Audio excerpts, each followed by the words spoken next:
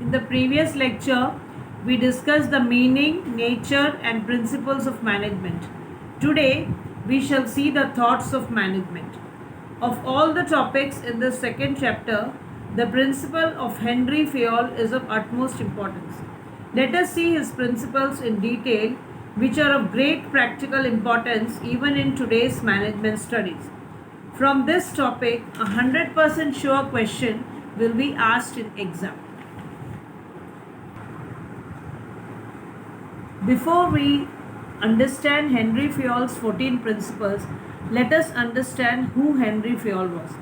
Henry Fayol, who presented management principles, was a French mining engineer and an industrialist. Henry Fayol, the father of general management, was born in France in 1941. Henry Fayol's book presenting principles of management, industrial and general management was published in 1916.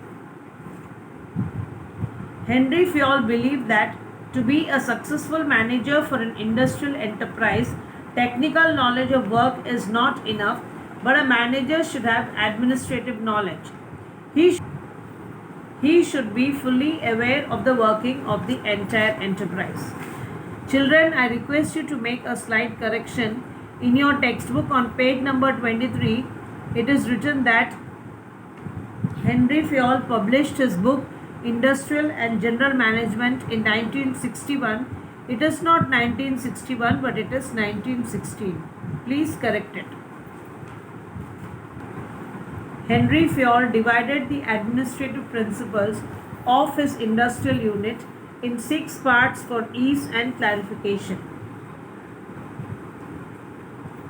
First, technical activities. It includes factory, machineries and activities related to production. Commercial activities.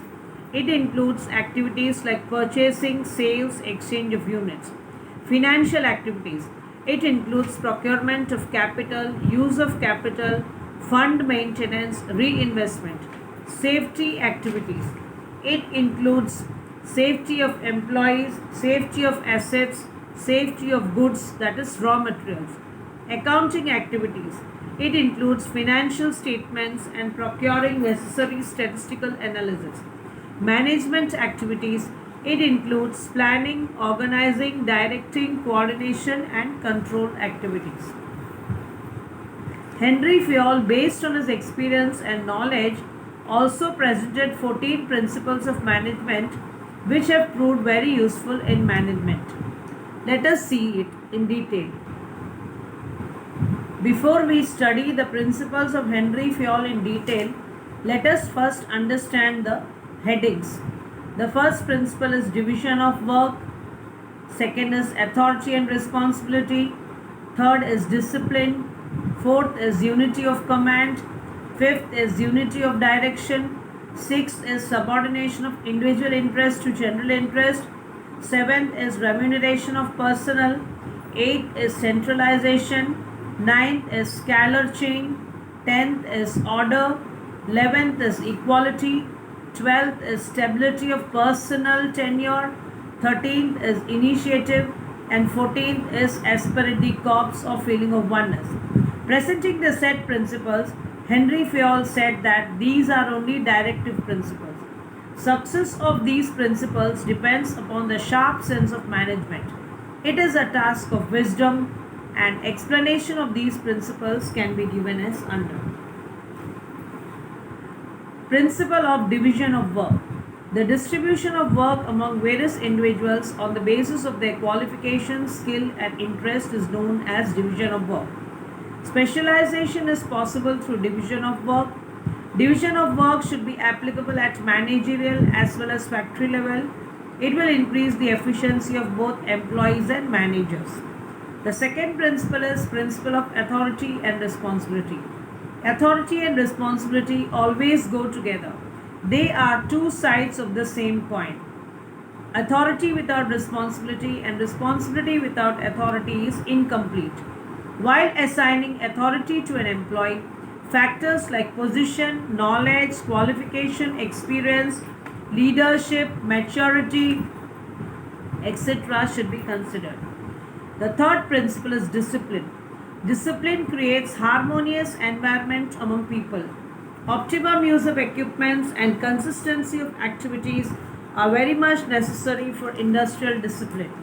Industrial discipline can be established by keeping certain kinds of rules and code of conduct. Discipline will have positive results like governance takes place in a unit, control becomes easy, employees' interest in the job increases, manager can take work from subordinates easily. To maintain discipline, certain factors are necessary like supervision, contact between owners and workers, implementation of punishment at every level. The third principle is unity of command. As per this principle, employees should get order from only one superior. If employees get order from more than one superior, there can be adverse effects which leads to confusion among employees with regards to instructions given, difficulties in maintaining discipline and duplication of work. The fourth principle of Henry Fayol is over. The fifth one is unity of direction. Planning is an outline for future. If deviations are found during planning, the direction and guidance is provided. As per this principle, there should be one head and one purpose for a group. This means that group efforts on a particular plan should be directed by a single person. The next principle is subordination of individual interest to general interest. Management is a collective activity. Hence, there should be coordination between persons and departments. However, at times, feeling of competition, narrow-mindedness, laziness, ambition, etc. overlook the interest of organization. This attitude can be very harmful to the organization. So this principle gives importance to the group and common interest and ignores individual interest. Remuneration of personnel. Personnel means staff. Remuneration means returns given to the employees against the services provided by them. That is salary, wages or commission.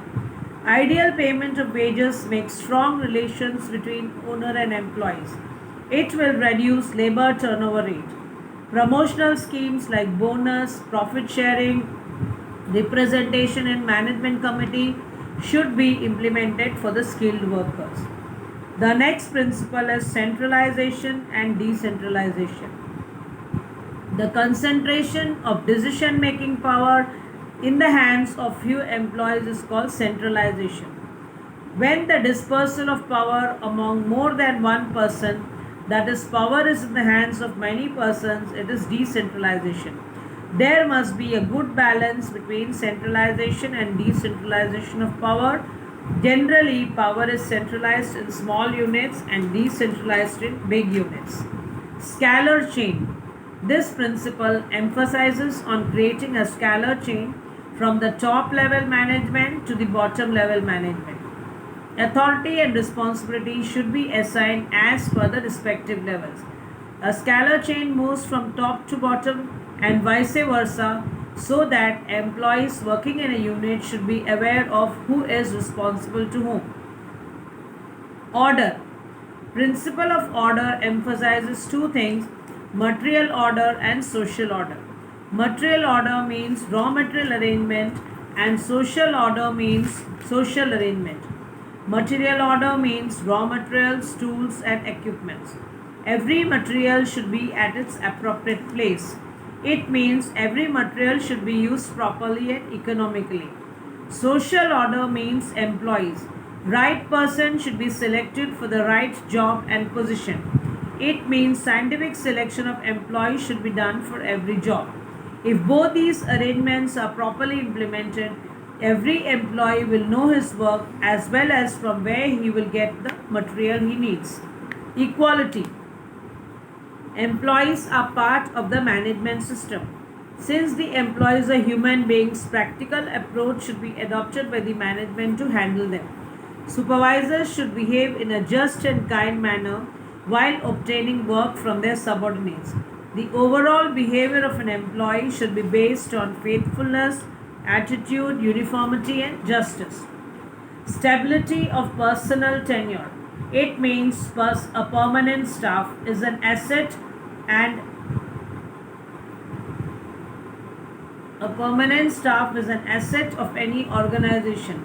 An employee can develop himself by remaining in one unit and contributing to the achievement of business objectives. When the employee remains for a long time in any unit, the knowledge and experience of the system results in productivity. Labor turnover ratio remains low. Management should make special arrangements for the promotion and training of stable and permanent employees. Initiative. Employees who have been working on specific jobs since long discover better method of work. The quality of initiative should be developed similar to the quality of entrepreneurship in industrialists. The management should provide positive atmosphere to the employees so that they are encouraged to take initiative to develop and carry out the plans for improvement. Due to initiation, strength of independent working in an employee develops, which in turn increases his leadership quality. The last principle of Henry Fayol's esprit de corps, feeling of oneness. Esprit de corps is a French word which means harmony of group or feeling of oneness. Success of an industrial unit lies in mutual relations of managers and employees, hence there should be harmony in both classes. Managers should generate group feeling among employees. If all employees work together, then the achievement of goals become easy. These are the 14 principles of Henry Fayol, which are very useful in practical management theories and concepts. Please go through it.